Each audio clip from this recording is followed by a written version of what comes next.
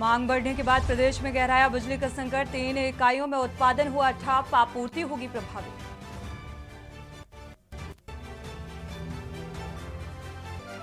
आज थमेगा छठे चरण का चुनाव प्रचार। यूपी की 14 सीटों पर बंद होगा प्रचार का भूपू और 25 मई को यूपी की 14 सीटों पर डाले जाएंगे वोट। ओडिशा और बिहार दौरे पर सीएम योगी आदित्यनाथ पूर्वी और पश्चिमी चंपारण में करेंगे रैलियां। केंद्र अम्बाड़ा में भरेंगे चुनावी हुंकार। पूर्वांचल में आज दिग्गजों ने डाला डेरा। जौनपुर में अखिलेश यादव, आजमगढ़ में राजनाथ सिंह और अपर्णा यादव के अलावा मिर्जापुर में मायावती भरेंगी हुंकार। गर्मी में 2 करोड़ श्रद्धालु पहुंचे श्री काशी विश्वनाथ धाम। 45 डिग्री पारा में भी तपे शिव भक्त, पिछले साल से 2.5 गुना ज्यादा। यूपी के 12 जिलों में हीट वेव, 17 जिलों में बारिश का अलर्ट। पूरे मई माह में अभी सताएगी भीषण गर्मी। झांसी सबसे गर्म। आप देख रहे हैं के न्यूज, खबरों का सारथी। खबर उत्तर प्रदेश के साथ मैं सूर्य चौहान। खबरों की शुरुआत अहम खबर के साथ लखनऊ से खबर सामने आ रही है। आज थमेगा छठे चरण का चुनावी अशोर। यूपी की 14 सीटों पर बंद होगा प्रचार का भोपू। 25 मई को 14 सीटों पर वोट डाले जाएंगे और आज शाम करीब 6 बजे ये चुनावी प्रचार थम जाएगा, क्योंकि 25 मई को वोटिंग होनी है। सुल्तानपुर और प्रतापगढ़, फूलपुर में 25 मई को मतदान होगा। प्रयागराज, अंबेडकर नगर, श्रावस्ती में भी 25 मई को मतदान होना है और डुमरियागंज, बस्ती, संत कबीर नगर सीट में भी 25 मई को मतदान होगा। तो लालगंज, आजमगढ़, जौनपुर में 25 मई को मतदान होना है। मछली शहर, भदोही में भी 25 मई को मतदान होगा। शाम करीब 6 बजे के बाद डोर टू डोर ये प्रचार होगा और 6 बजे के बाद जनसभा, रोड शो, रैली की अनुमति नहीं है। यानी कि ये चुनावी अशोर, प्रचार का शोर थम जाएगा।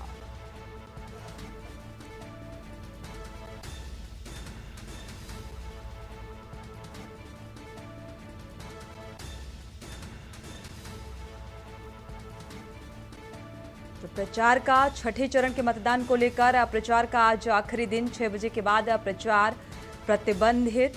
25 मई को वोटिंग होनी है। यूपी की इन 14 सीटों पर वोट डाले जाएंगे और इसको लेकर चुनावी अशोर जो है वो 6 बजे तक सुनाई देगा। इसके बाद विराम लगेगा।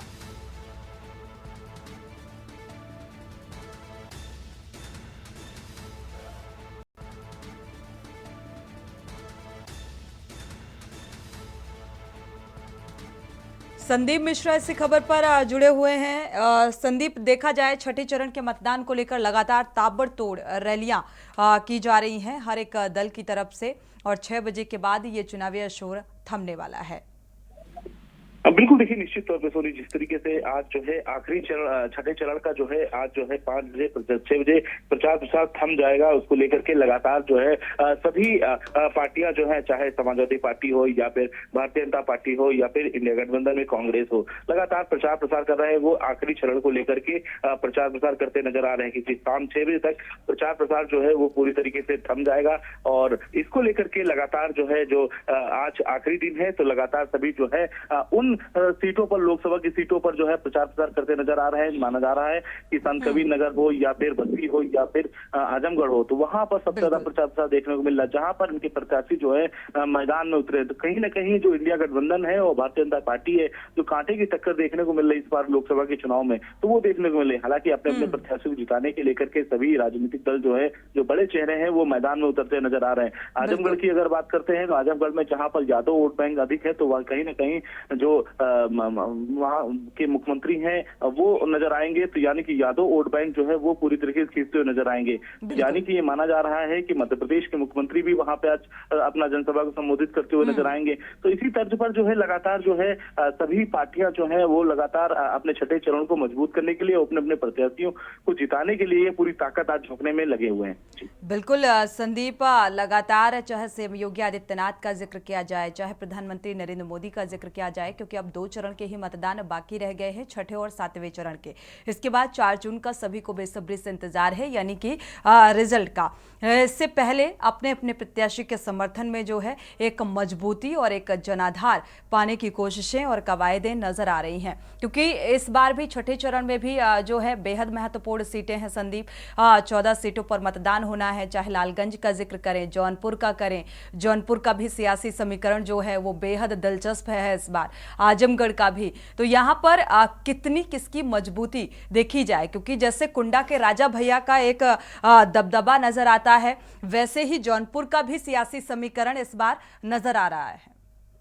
देखिए सोनी, बिल्कुल कहा जा सकता है कि जिस तरीके से समीकरण जो है बिल्कुल वो अलग नजर आ रहा है, क्योंकि इस बार जो है जहां इंडिया गठबंधन में समाजवादी पार्टी और कांग्रेस दोनों मिलकर के चुनाव लड़ रहे हैं, वहीं भारतीय जनता पार्टी अलग चुनाव लड़ती नजर आ रही है। इसके साथ ही साथ बसपा जो है अपने जो उम्मीदवार उतारे हैं वो अलग उतारे, लेकिन जो बसपा का उम्मीदवार है वो कहीं ना कहीं बहुत ज्यादा दिलचस्पी नहीं दिखा पा रहा है। लेकिन कहीं ना कहीं जो लड़ाई है वो इंडिया गठबंधन और एनडीए के बीच में ही लड़ाई देखने को मिल रही है। चाहे हम जौनपुर सीट की बात कर ले, वहां का भी समीकरण जो है एक अलग ही नजर आ रहा है। इसके साथ आजमगढ़ की बात करते हैं, जहां पे समाजवादी पार्टी से धर्मेंद्र यादव को मैदान में उतारा गया है। तो यानी कि जो हार्ड सीटें हैं, उन हार्ड सीटों की अगर बात करते हैं तो कहीं ना कहीं जो प्रत्याशी हैं वो मैदान में उतरे हैं। इसमें चाहे प्रचार प्रसार की हम बात करते हैं, चाहे नरेंद्र मोदी हो, तो वो लगातार प्रचार प्रसार करते नजर आ रहे हैं। इसके साथ उत्तर प्रदेश के मुख्यमंत्री हो, या फिर मध्य प्रदेश के मुख्यमंत्री हो, या तो राजस्थान के मुख्यमंत्री हो, तो वो सभी लोग जो है ये छठे और 7वें चरण को लेकर के लगातार प्रचार प्रसार करते हुए नजर आ रहे हैं, क्योंकि कहीं ना कहीं भारतीय जनता पार्टी उन सीटों पर अपने आप को काबिज करना चाहती है। आजमगढ़ की अगर हम खास तौर पर बात करते हैं, जहां पर दिनेश लाल निरहुआ को मैदान में उपचुनाव में उतारा गया था, और इसके साथ साथ इस बार फिर से चुनाव मैदान में उतारा है। पिछली बार समाजवादी पार्टी के गढ़ था एक आजमगढ़, उसको भेजने का काम भारतीय जनता पार्टी ने किया था। फिर से पुनः एक बार फिर से दोनों प्रत्याशी मैदान में है, धर्मेंद्र यादव वहां पे मैदान में है, तो ये कांटे की टक्कर मानी जा रही है। इसके साथ साथ संत कबीर नगर की बात करते, डुमरियागंज की बात करते हैं, तो यहाँ पर भी जो है एक कांटे की टक्कर देखने को मिल सकती है। तो तमाम ऐसी सीटें हैं जहां सीट पर लड़ाई बेहद दिलचस्प है।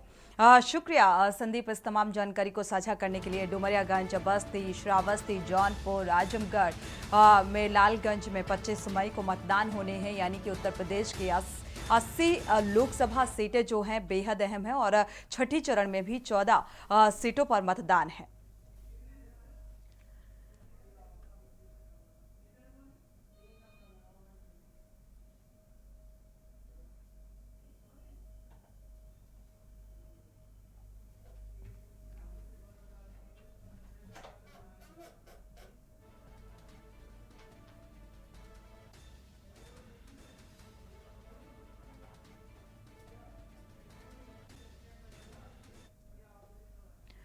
और इसी बीच बड़ी खबर सामने आ रही है दिल्ली से अहम खबर आपको बता दें। इस वक्त की अहम खबर, दिल्ली से पुलिस पर संजय सिंह का जुबानी हमला। तो लंबा इंतजार, पुलिस ने नहीं की पूछताछ। सुबह से तैयार थे केजरीवाल के माता पिता, क्योंकि सुबह 11 बजे पूछताछ होनी थी, जो समय निकलकर सामने आया था स्वाति मालीवाल केस में। और इस मामले को लेकर दिल्ली के सीएम अरविंद केजरीवाल के माता पिता से खास बातचीत होनी थी। और फिलहाल ये लेट लतीफी जो होती हुई नजर आ रही है, ये सवाल उठा रही है कि आखिर इसी को लेकर जो आप नेता संजय सिंह हैं वो जुबानी हमला करते हुए नजर आ रहे हैं, यानी कि दिल्ली पुलिस को घेरते हुए, कि अभी तक पूछताछ नहीं की गई है। तो लंबा इंतजार, पुलिस ने अभी तक पूछताछ नहीं की है। सुबह से केजरीवाल के माता पिता तैयार थे और पूछताछ नहीं की गई।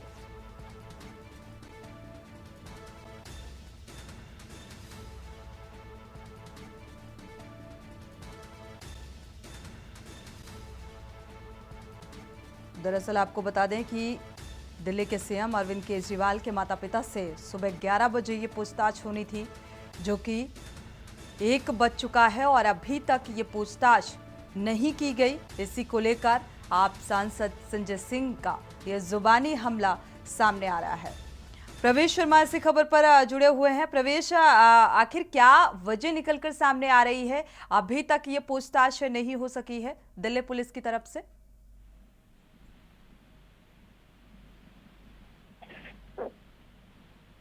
प्रवेश, आपको आवाज मिल पा रही है? हाँ जी, हाँ जी। जी प्रवेश, इस मामले को लेकर क्या वजह निकलकर सामने आ रही है, क्योंकि स्वाति मालीवाल के केस में पूछताछ करनी थी दिल्ली के सीएम अरविंद केजरीवाल के माता पिता से, और अभी तक ये पूछताछ नहीं हुई है।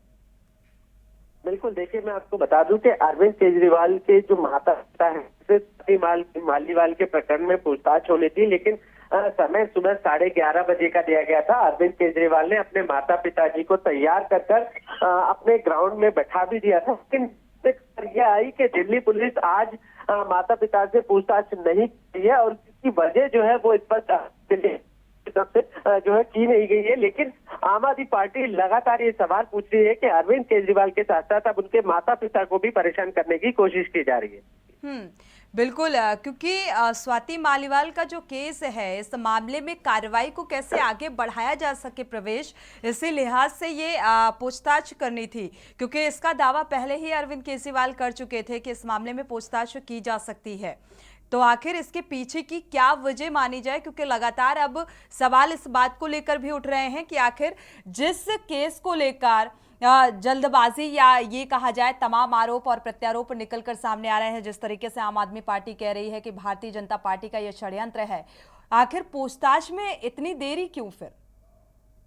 बिल्कुल, देखिए मैं आपको थोड़ा सा पीछे ले जाना चाहता हूं। जब से स्वाति मालीवाल का ये प्रकरण हुआ है तब से लगातार अलग अलग घटनाएं या सीधे तौर पर कहे कि इस तरीके की बातें हमारे सामने आ रही है। 3 से 4 दिन कम से कम स्वाति मालीवाल ने अपनी रिपोर्ट को दर्ज करने में लगा है। उसके बाद दिल्ली पुलिस ने 1-2 दिन जांच में ढिलाई बरती और जब डीवीडीआर को जो है जब्त करने पहुंची तो पता लगा कि वो वीडियो वहां से एडिट है, डिलीट है। इसके बाद कई तरीके की बातें सामने आ रही है। विभव कुमार का जो मोबाइल है उसमें डाटा जो है सीधे तौर पर कहें तो डिलीट कर दिया गया है, जिसको लेकर मुंबई पुलिस का भी सहारा लिया गया। दिल्ली पुलिस विभव को मुंबई लेकर गई ताकि डिलीट करने से पहले विभव ने वो डाटा जो है मुंबई में किसी व्यक्ति को शेयर किया था, वो डाटा को रिकवर करने के लिए वहां पर पहुंची। और उसके बाद अब जब सीधे तौर पर मैं बता दूं कि ना वीडियो मिला ना अभी तक कुछ ऐसा सबूत हासिल हुआ, तो अब माता पिता से पूछताछ करनी थी कि आखिर उस दिन ऐसी क्या बात या ऐसी कौन सी घटना हुई थी। आप उस समय मौजूद थे, कमरे में थे, शायद आपने आवाज सुनी हो, या ये कहें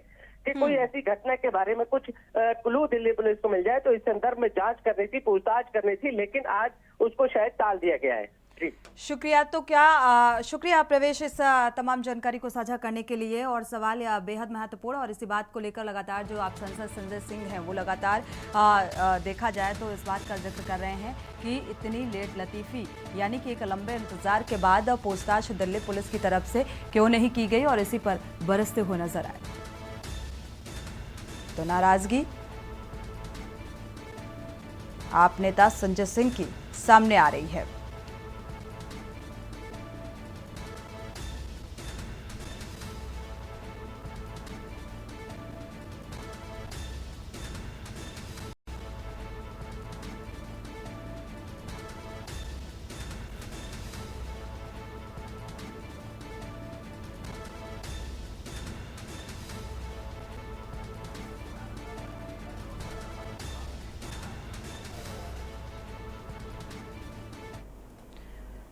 बढ़ते आगे रुक करते हैं अगली खबर का। इटावा से अहम खबर सामने आ रही है। पुलिस और बदमाशों के बीच मुठभेड़ हुई है। मुठभेड़ के दौरान 3 अपराधी गिरफ्तार हुए। एक बदमाश के पैर में गोली लगी।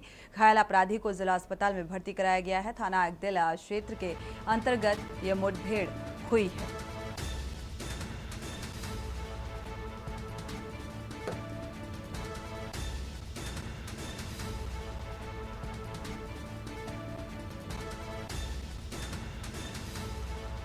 तो 3 अपराधियों को फिलहाल गिरफ्तार किया गया। मुठभेड़ के दौरान घायल अपराधी को जिला अस्पताल में भर्ती कराया गया है, क्योंकि मुठभेड़ के दौरान आरोपी के पैर में गोली लगी। थाना अगदिल क्षेत्र का यह मामला सामने आ रहा है। इटावा से अहम खबर, पुलिस और बदमाशों की मुठभेड़, और इस मुठभेड़ के दौरान 3 आरोपियों को गिरफ्तार किया गया।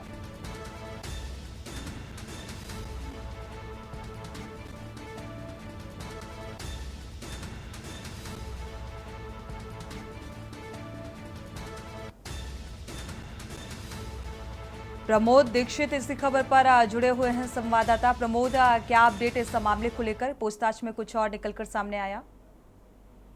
ये आपको जानकारी बता दूं, जिस तरीके से ये पूरा मामला इटावा थाना इकदल क्षेत्र के गवालियर मार्ग का है, जहां पर देर रात्रि में पुलिस को मुखबिर की सूचना पर उनको सूचना मिली और जिस पर चलते उन्होंने वाहन चेकिंग के दौरान 3 अपराधी बाइक पर सवार थे, जिसको उन्होंने रोकना चाहा परंतु उन्होंने वहां से फायर करते हुए पुलिस के ऊपर उन्होंने फिर पुलिस ने अपना पीछा किया, जिस दौरान 3 आरोपियों में से एक आरोपी के पैर में गोली लगने से घायल हो गई, जिसको जिला अस्पताल में पहुंचाया गया है। और इन तीनों आरोपियों पर इटावा जनपद और अन्य गैर जनपदों के मामले कई गंभीर धाराओं में दर्ज हैं, जिसके चलते पुलिस को भी इनको काफी महीनों से इनका इंतजार था, जिस कारण से आज 3 अपराधी को पुलिस के हथकंडे में रखा गया है। जी शुक्रिया इस तमाम जानकारी को साझा करने के लिए। तो फिलहाल वांटेड थे और मुठभेड़ के दौरान इन तीनों आरोपियों की गिरफ्तारी हुई है और मुठभेड़ के दौरान एक बदमाश के पैर में गोली भी लगी। फिलहाल उपचार के लिए अस्पताल में भर्ती कराया गया, आगे की कार्रवाई जारी है।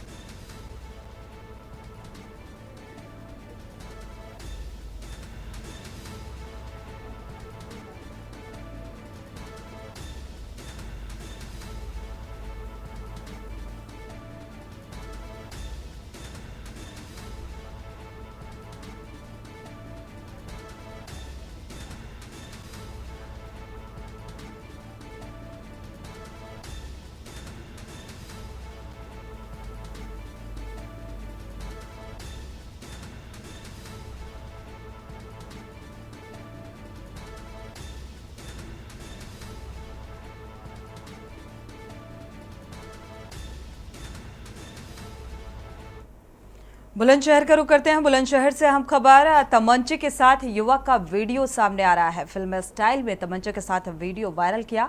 तमंचे के साथ बेखौफ अंदाज में ये शख्स नजर आया और फिल्मी अंदाज में शूट किया गया इसके द्वारा और वीडियो में ये दिखाई भी दे रहा है। जहांगीराबाद कोतवाली नगर क्षेत्र का ये वीडियो बताया जा रहा है।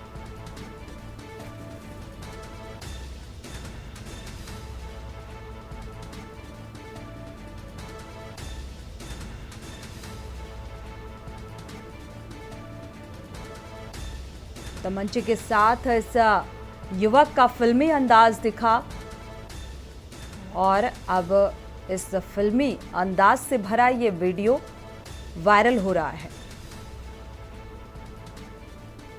तो बाकायदा इसने पिस्टल के साथ वीडियो शूट किया। बुलंदशहर से ये खबर सामने आ रही है। तमंचे के साथ ये युवक आराम से वीडियो बनाता हुआ नजर आ रहा है और अब तेजी से ये वीडियो वायरल हो रहा है। देखना यह होगा कि क्या प्रशासनिक स्तर पर इसका संज्ञान लिया जाता है।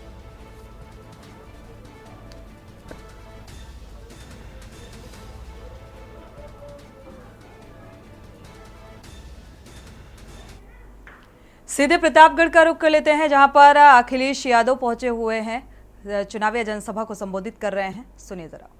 यहाँ उपस्थित प्रतापगढ़ की लोकसभा के सभी साथियों का बहुत बहुत धन्यवाद और आभार प्रकट करना चाहता हूं। मैं देख रहा हूं जहां मैदान भरा हमें दिखाई दे रहा है, मैदान के बाहर भी लोग हैं और अभी भी लोग आ रहे हैं। मैं दूर तक देख रहा हूं, पेड़ की छाया में तो है ही लोग, लेकिन जहां छाया नहीं है अपने गमछे से दोपहरी की धूप बचाते हुए हमें लोग दिखाई दे रहे हैं। ये जो जन सैलाब है, ये जो जन समर्थन हमें दिखाई दे रहा है, ये जन सैलाब जन समर्थन इस बार डॉक्टर एसपी सिंह जी को न केवल जिताने जा रहा है कि प्रतापगढ़ यहाँ के लोग समाजवादी पार्टी इंडिया गठबंधन को रिकॉर्ड मतों से जिता करके लोकसभा में भेजने जा रहे हैं। इधर थोड़ा मौसम बदला है, चुनाव का मौसम बदलता चला जा रहा है और हमारे लोगों ने अखबारों में और कई जगह पढ़ा होगा कि इधर क्लाइमेट चेंज की बहुत चर्चा होती है। लेकिन मैं देख रहा हूं जो जन सैलाब हमें दिखाई दे रहा है, इस बार ये पॉलिटिकल क्लाइमेट चेंज वाला माहौल है। जो लोग 400 पार का नारा दे रहे थे, 400 पार। तो प्रतापगढ़ की राजनीति देखा जाए तो राजघरानों के इर्द गिर्द घूमती है और यहाँ का सियासी समीकरण भी बेहद मायने रखता है। सीधे रुख कर लेते हैं जहाँ पर सीएम योगी आदित्यनाथ फिलहाल चुनावी जनसभा को संबोधित कर रहे हैं। धन्यवाद दूंगा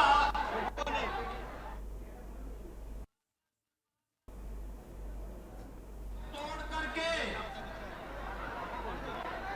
श्री बैजयंत पांडा जी के समर्थन में अब इतनी भारी संख्या में उपस्थित होकर के अपना आशीर्वाद देने के लिए उपस्थित हुए हैं। और मुझे ये भी अच्छा लगा कि उत्तर प्रदेश में सुशासन का मॉडल मेरे आने के पहले बुलडोजर यहां पहुंच गया है। बहनों और भाइयों, मैं तो केवल आपसे अपील करने के लिए आया हूं और अपील इस बात को करने के लिए आया हूं कि संसदीय लोकतंत्र में, पार्लियामेंट्री डेमोक्रेसी में प्रशासनिक तंत्र अगर शासन को चलाने लगता है तो अव्यवस्था, भ्रष्टाचार और तानाशाही बढ़ती है, गरीबों का शोषण होता है, माफिया राज पनपता है। और पिछले 20-25 वर्षों में उड़ीसा के अंदर इस प्रशासनिक तंत्र ने यहां की सरकार को अपने घेरे में लेकर के उड़ीसा के मेरे सभी सज्जन बहन और भाइयों को विकास की पटरी से 50 साल पीछे धकेलने का काम किया है। बहन और भाइयों, आपके पास एक अवसर है, आपके पास एक अवसर है। डबल इंजन की सरकार जैसे उत्तर प्रदेश के अंदर कार्य कर रही है, ऐसे ही डबल इंजन की सरकार उड़ीसा में बनाने के लिए देवेंद्र पांडे जैसे सुयोग के लोगों को चुनाव जिता करके भेज करके सुशासन की आधारशिला को सुदृढ़ करवाने के लिए अपील करने के लिए ही मैं आपके बीच आया हूं। भाइयों, हम सब इस बात को जानते हैं, पिछले 10 वर्ष में हमने बदलते हुए भारत को देखा है। प्रधानमंत्री मोदी जी के नेतृत्व में आज एक नए भारत का दर्शन हो रहा है। दुनिया के अंदर भारत का सम्मान बढ़ा है, सीमाएं सुरक्षित हुई है, आतंकवाद और नक्सलवाद समाप्त हुआ है। और बहनों और भाइयों, आपको कहीं पर कोई पटाखा भी जोर से फट जाए तो पाकिस्तान सबसे पहले सफाई देता है, कहता है कि मेरा हाथ नहीं है। तो मालूम है ये नया भारत है, ये नया भारत है, छेड़ता नहीं है, लेकिन अगर कोई छेड़ता है तो उसको छोड़ता भी नहीं है। उसे मालूम है समय रहते सफाई को और अपनी जान बचाओ, नहीं तो एयर स्ट्राइक की तैयारी के लिए आतंकवादी कई। सीधे दिल्ली का रुख करते हैं। महिला विचार विमर्श कार्यक्रम में पहुंचे हुए हैं राहुल गांधी, सुनिए जरा। सर्वे नहीं करेंगे, सर्वे होगा ही नहीं। 10 साल छोड़ो, वो 20, 25, 30 साल, 50 साल में नहीं होने वाला। और इसके पीछे सोच है। देखिए, उनका सबसे बड़ा संगठन है आरएसएस। आप जानते हैं कि आरएसएस में महिलाओं को लेते ही नहीं है, वो महिला अंदर ही नहीं जा सकती। तो ये इनकी सोच में बहुत गहरा घुसा हुआ है कि महिलाओं को सेकंड क्लास सिटीजन रखना है। तो दूसरा काम हम करेंगे जो उन्होंने कहा कि 10 साल बाद वो रिजर्वेशन देंगे, हम एकदम आपको रिजर्वेशन दे देंगे। लोकसभा, राज्यसभा, विधानसभा। और मैनिफेस्टो में हमने यह भी लिखा है कि सरकारी नौकरियां जो हैं, पब्लिक सेक्टर में, सरकारी ऑफिसेज में, अस्पतालों में, कॉलेजेस, यूनिवर्सिटीज में 50% महिलाओं के लिए रिजर्व होंगी। क्योंकि हम सोचते हैं कि जब तक महिलाओं को भागीदारी नहीं मिलेगी, चाहे वो राजनीति हो, कॉरपोरेट इंडिया हो, पब्लिक सेक्टर हो, जुडिशरी हो, जब तक महिलाओं को भागीदारी नहीं मिलेगी तब तक ये देश प्रगति नहीं कर सकता है। ये हम इस बात को एक्सेप्ट करते हैं, मानते हैं और इसके साथ हम आगे चलते हैं। तो ये चीजें हम आपके लिए करने जा रहे हैं। यहां मनरेगा तो यहां चलता नहीं है, मगर मनरेगा में आज 250 रुपए मिलते हैं। महिलाएं काफी मनरेगा का काम करती हैं, उसको हम 400 रुपए कर रहे हैं। और जो आशा और आंगनवाड़ी में महिलाएं काम करती हैं, उनकी आमदनी को हम दुगना करने जा रहे हैं। मगर यहां मैं आपसे कहना चाहता हूं, सबसे जरूरी चीज है कि हमें महिला विधायक, सांसद, मंत्री, हमें ये चाहिए। तो आपको नहीं, क्योंकि जब तक हम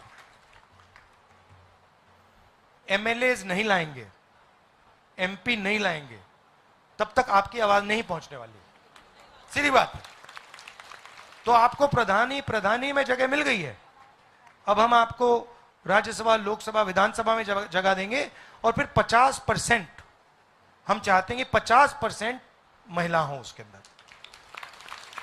क्योंकि मैं जानता हूं कि आपकी आवाज दबाई जाती है, घर में दबाई जाती है, समाज में दबाई जाती है, सड़कों में आपको डराया जाता है।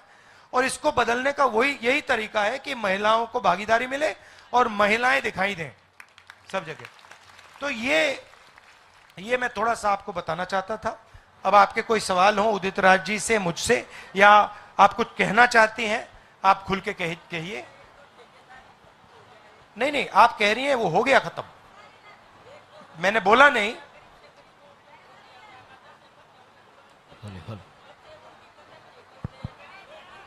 मैं आपको बताता हूं, ये तो महिलाओं की हर क्षेत्र में 50% की भागीदारी का जिक्र करते हुए नजर आ रहे राहुल गांधी। बढ़ते आगे, पीलीभीत से अहम खबर।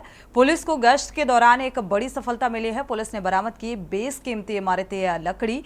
अपनी टीम के साथ गश्त के दौरान निरीक्षण किया गया और पुलिस ने 2 सफेद रंग की पिकअप पकड़ी।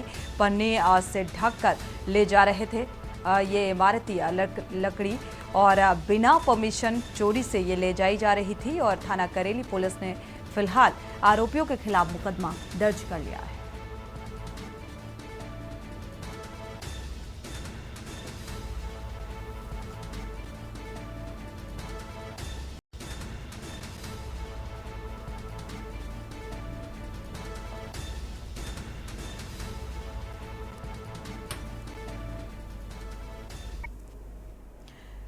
इसी के साथ खबर उत्तर प्रदेश में फिलहाल बस इतना ही। आगे खबरों के लिए आप देखते रहिए के न्यूज़ इंडिया।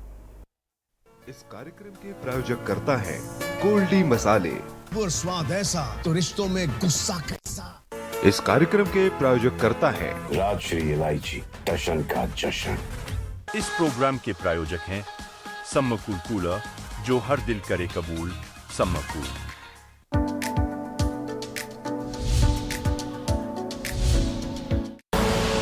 आप देख रहे हैं के न्यूज़, खबरों का